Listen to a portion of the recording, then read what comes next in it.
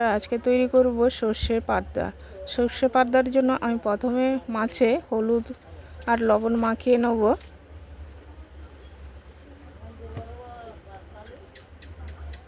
আর একটু সর্ষে তেল দিয়ে দেবো। সর্ষে তেল দেওয়ার কারণটা হচ্ছে পাবদা মাছ ভাজার সময় তেল ছিটকে গায়ে পড়ে, সেই কারণে সর্ষে তেলটা দেওয়া।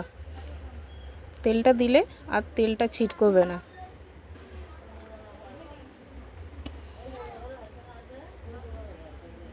নুন হলুদ মাখানো হয়ে গেছে, এবার আমি মাছটাকে ভেজে নেব।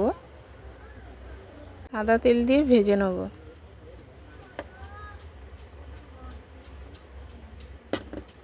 মাছগুলোকে আমি ছেড়ে দেবো তেলের মধ্যে।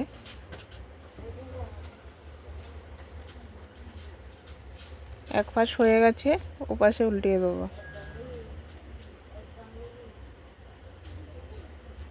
ভাজা হয়ে গেছে, এবার তুলে নিলাম।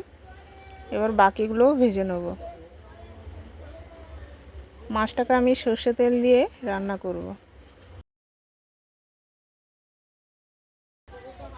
প্রথমে দিয়ে দেবো কালো জিরে, পেঁয়াজ কুচোনো,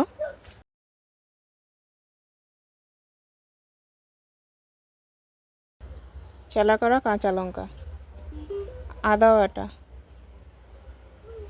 এবার দিয়ে দিলাম সর্ষে বাটা। সর্ষের পরিমাণটা আমি বেশি করেই দিলাম, ভালো করে কষাবো সর্ষেটাকে।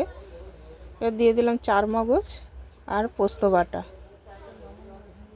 টমেটো কুচানো দিয়ে দিলাম। বাকি মশলাগুলো এবার দিয়ে দেবো। প্রথমে দিয়ে দিলাম জিরে গুঁড়ো, লঙ্কার গুঁড়ো, হলুদ গুঁড়ো। এবার আর একটু ভালো করে কষাবো যতক্ষণ না মশলার গায়ে থেকে তেলটা ছাড়েনি। পরিমাণ মতো লবণ দিয়ে দিলাম।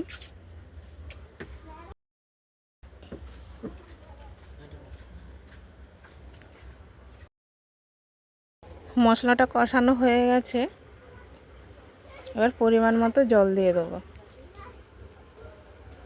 ঢাকিয়ে দিলাম।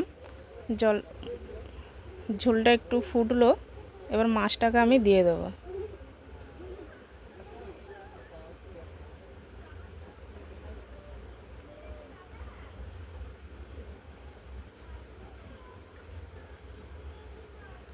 আবার একটু মাছটা দিয়ে ঢাকিয়ে দিলাম। গরম মশলার গুঁড়ো দিলাম। আবার একটু ঢাকিয়ে দেবো।